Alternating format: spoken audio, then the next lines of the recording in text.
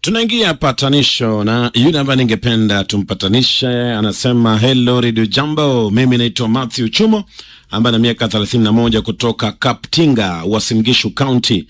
Naomba mnipatanishe na bibi yangu anaitwa Helen Chepkirong ambaye na miaka 29 na anasema tumekuwa kwa ndoa for 3 years na tuko na mtoto mmoja ambaye alikuja naye. Nilikosana na bibi yangu last month baada ya yeye kunipata na mpango wa kando. Kwa hivi sasa mimi niko Kaptinga na yeye ako kwao Cheplasgei na akanipatia namba pale. Hii Matthew Chumo wewe tulisema hao mipango wa kando wanafaa lipishwe Yes, 5k. Haya, kwa hivyo bwana Chumo, naomba ushike simu yetu. Naomba ushike simu yetu ili tuongee kidogo na tuone vile tunakusaidia asubuhi ya leo hapa Radio Jambo. Hello? Hello. Chumo, habari gani? Salama kabisa. Sasa wewe nini ilitokea? Okay Kidi. Kwa ufupi tafadhali tulikosana na bibi yangu. Wakati ambao alinifumania na mpango wa kando. Alikufumania wapi? Kuna mrembo nilikuwa nayo. Akanipigia simu usiku. Akupigia simu usiku? Sasa mke wangu akashika simu yangu. Akaongea na yeye. Sasa mpaka wakafika time ya kutusiana na yeye tena. Alafu sasa mke wangu sasa akapeleka hapo, kesho asubuhi akafunga brada yake na akaenda nyumbani. Wow. Na huyu mrembo ilikuwaje? Ulimpata wapi? Nilimpata tu kuna kazi nilikuwa nafanya town. Sasa tukakutana na yeye. Kanipea namba yake. Sasa tukaanza sasa kuongea na yeye. So ukaona yeye ni mzuri kuliko bibi yako? Hapana Kidi. Na kwa nini ulikuwa na yeye? Kwa nini ulichukua namba yake kwanza kuongea na yeye? So unajua shetani naye ni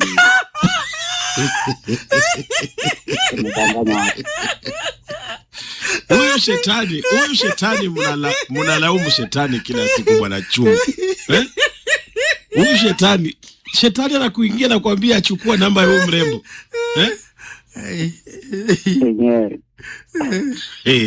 Sasa ona mali shetani amekupeleka. Bibi ameenda. So naomba Kidi, naomba tutupatane na kijana. Okay, kwa hivyo sasa hivi mke wako yuko wapi? Ako kwao. Umekuwa ukiongea naye, umempigia simu? Nimejaribu kumpigia lakini aliniblock. Alikublock na aliniweka blacklist. Na watu wa kwao, umejaribu kuongea na watu wa kwao? Nimejaribu kuongea na ndugu yake, akaniambia wacha tutaongea na yeye. Sasa hizi yapata report. Na huyu mrembo mwingine umeachana naye? Nimeachana naye kabisa. Alikuwa anaitwa nani jina la kwanza? Ya huyu mrembo. Anaitwa Masi. Kwa hivyo umeachana na Masi? Tumeachana naye kabisa. Haya, shikilia hapo kidogo tutafute mke wako tusikie kama ama tuone kama atashika simu yetu Okay, asante. Haya, shikilia kidogo. Shetani kila siku shetani. Haya, acha tutafute mke wake ambaye anaitwa nani? Anaitwa Helen. Naongea na Helen. Yes. Helen, habari ya asubuhi? Mzuri sana. Mimi naitwa Gidi na kupiga kutoka Radio Jambo. Na ni kwa sababu kuna jamaa ametutumia SMS anasema alikukosea. Na ameomba tumpatie nafasi ya kuomba msamaha. Huyu ndugu anaitwa Matthew Chumo. Unamjua Namjua. Ni mume wako Alikuwa mume wangu aliyekuwa. Oh, ushamwacha? Gidi. Sasa mtu akikusumbua sitabidi uachane tu na yeye? Amesumbua sana Amenisumbua sana. Yeye ametuambia eti kuna mwanadada sijui alipiga simu na ukashika hiyo simu na kumbe ilikuwa sijui ni mpango wa kando yake. Mimi sikushika hiyo simu. In fact yeye mwenyewe ndiye alishika simu akaongea. Baadaye nikamuuliza ni nani mnaongea na yeye? Akaniambia ninaongea na sister yangu Masi. Alikuambia anaongea na dadake anaitwa Masi. Anaitwa Masi. Sasa mimi nikashughulika na shughuli zenye zilikuwa nafanya, nilikuwa jikoni napika pika. Akatoka nje. Kutoka nje ni message ikawa imeingia kwa simu. Na huwa sishikangi simu yake na nikaangalia message. Sijui ni shetani gani hata mimi alinituma siwe nikaangalia message. Hii shetani imesumbua sana hii familia hiyo. Sasa kushika hiyo simu nikasoma message akawa ameandikiwa tu vile alikuwa ameandikiwa. Nikamuuliza nikamwambia na hii simu nimekuuliza ukaniambia ni sister yako Masi mnaongea na yeye, mbona message inaongelea mambo zingine tena? Akaniambia iko hivyo tu vile iko hivyo. Hiyo message ilikuwa umesema nini? Alikuwa amemwambia babe ile pesa yenye ulinitumanishia 2000 siji imeisha, unaweza nitumanishia pesa nyingine. We alituma 2000. Na imagine Gidi nilipoteza kwa nyumba shilingi 1400. Nikamuuliza akaniambia mimi sikushika pesa yoyote. Umepoteza 4000 na Masi ametumiwa 2000. Matthew akatumana 2000. So akabaki na yake 2000.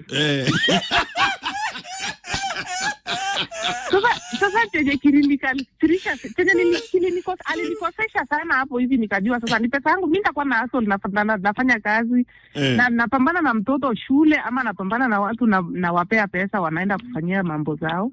Anapatia mpango wa kando. Sasa nitaishije na mtu kwa nyumba nikifikanga pesa? Mimi sijui kupita pesa. Sasa naikanga tu mali naweka na yeye mwenyewe anajua. Sasa ikakuwa hivyo. Kumuuliza ni pesa yangu yani nilikupea ukatumia mrembo kabisa. Akaniambia hapana mimi sijatumia mrembo na iko hivyo vile iko. Tunajua wakale zile wanakuanga tu na hizo hasira.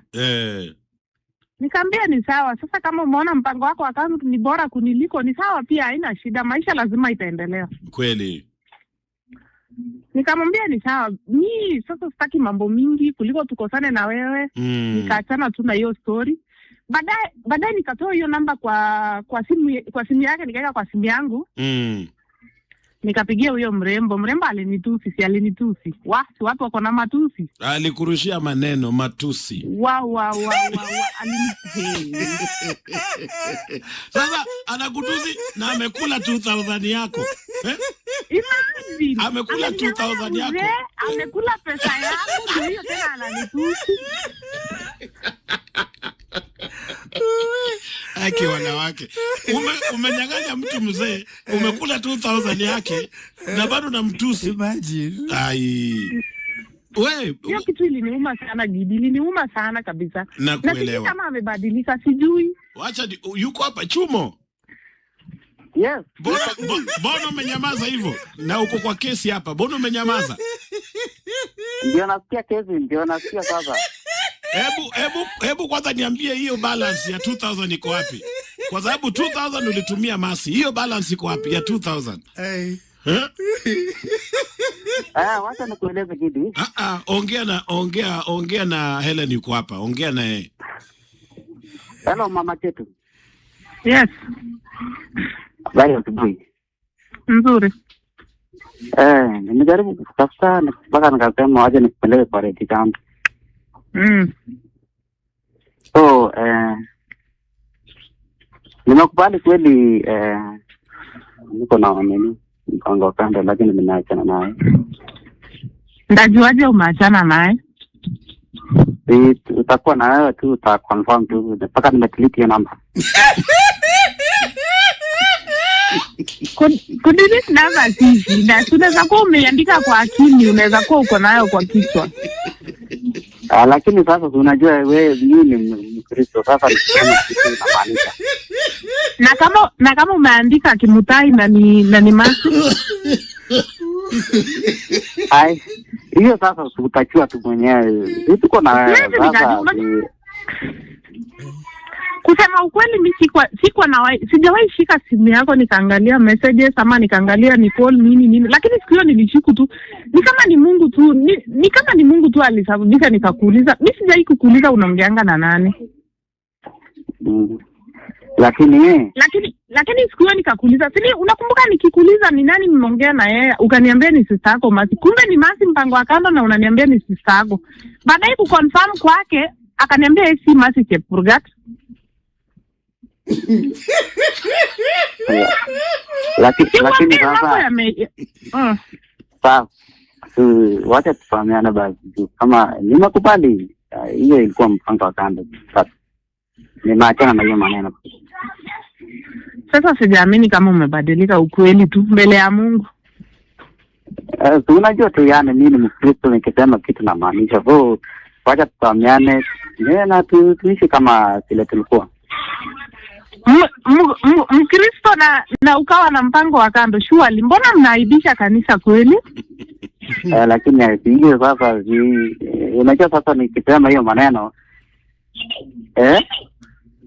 nimeakiri yani ni kitu ambayo nimedecide. Okay, Bwana Chumo.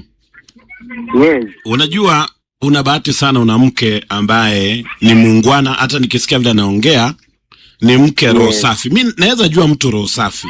Mke wako ni mtu roho safi. Hata ukisikia vile ameongea, amekasirika sana ndugu yangu. Lakini bado ako na roho ya utu hata kuongea na wewe. Kwa hivyo unafaa ujifikirie sana Bwana Chumo jamani. Sasa uko na mke kama huyu na bado unatafuta mpango wa kando.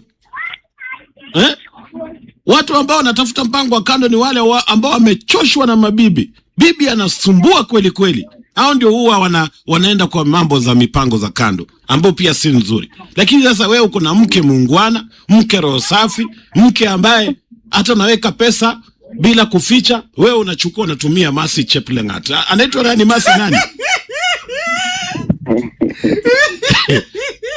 Bwana Chumo. Yes. Unafaa upigwe kiboko ndugu yangu bana. Si vyema hata kidogo. Hebu omba msamaha vizuri. Omba Helen mke wako msamaha vizuri tusikie tafadhali. Okay. Mama Chetu. So, mimi nakupenda Mama Chetu. So, wacha tufahamiane. Unifahamie, nimekubali makosa, unifahamie. Tawarudia. Ungekuwa unanipenda usingekuwa na mpango wa kando. Unipendi, usinidanganye. Mimi nimekuambia ukweli. Sahi, ukiona nimekupeleka kwa Rete Jambo, ukiona Mnandi amekupeleka Rete Jambo, unajua sasa mambo imeumana. Mambo sasa. Sasa kiumana ni mimi ndio unaona mkombozi. Okay, Helen. Yes. Mzee amenyenyekea na nafikiri kwamba labda na regret. Sijui kama utaweza kumpatia chance ama labda kupatia muda ama uamuzi wako ni gani? Atanipatia muda roho yangu itulie Gidi. Akupatie muda roho itulie. Roho itulie. Hiyo kitu ni uchungu sana. Kwa hivyo kupatia muda kama gani hivi? Kama muda kama wiki, mwezi? Sema kama mwezi hivi. Kama 1 month lakini kumsamea nilimsamea. Nilikasirika na ikaisha. Ulishatoa kwa roho yako lakini akupatie muda. Nilikasirika nikaumia roho lakini baadaye tu nikasema lazima maisha iendelee. Lazima maisha iendelee. Haya Bwana Chumo unasikia? Yes. Mke wako amesema umpatie muda mwezi kama 1 hivi atulie. Baada ya pale uenda atarejea. Hii itakuwa sawa? Yanga ni atulisa kanisa ya wiki moja Kidi. Wiki moja. Wiki moja hivi. Kwa hivyo unataka discount. Kama mwezi mmoja kweli na nitaumia kweli. Helen, unaweza punguza kidogo? Nipunguza nini Gidi?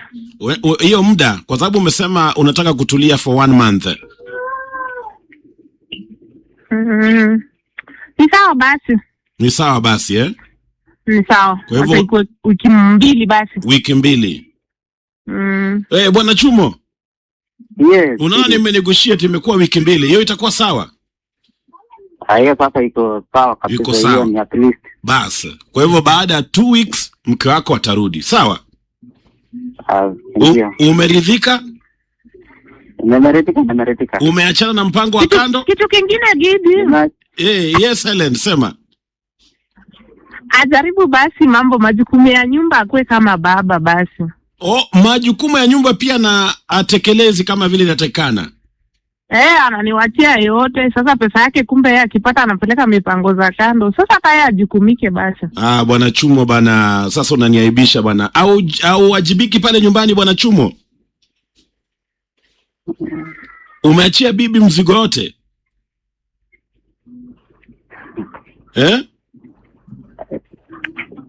Bwana Chumo. Hapana Kidi. Yes. Okay, mke wako anasema uwajibike pia. Tafadhali Okay. Ukipata kitu saidia pale nyumbani Okay. Wachana na mipango za kando, watakuharibia ndoa yako bure. Sawa? Okay. Sawa. Haya, tukimalizia hebu ambia mke wako maneno matamu. Tukimalizia patanisho tafadhali. Maneno matamu. Mwambie. My dear.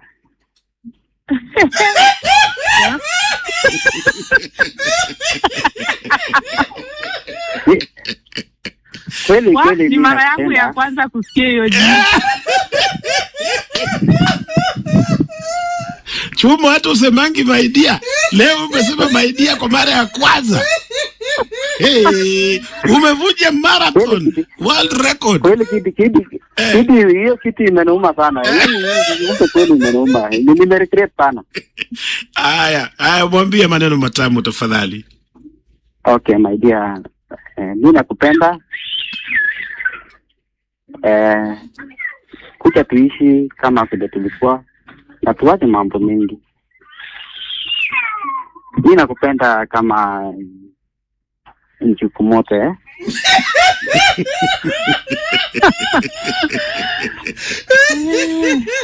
Helen, unapenda kama njugu moto. Unajua njugu moto ile hata kushika kwa mkono inakuwa shida. Unakula moja. Hiyo njugu moto. Haya Helen, mwambie maneno ya mwisho tafadhali. Mwambie Chumo maneno ya mwisho tukimalizia. Mr. Chumo. Yes. Mimi unajua nilikuheshimu kama mume wangu. Yes. Nilikupenda. Yes.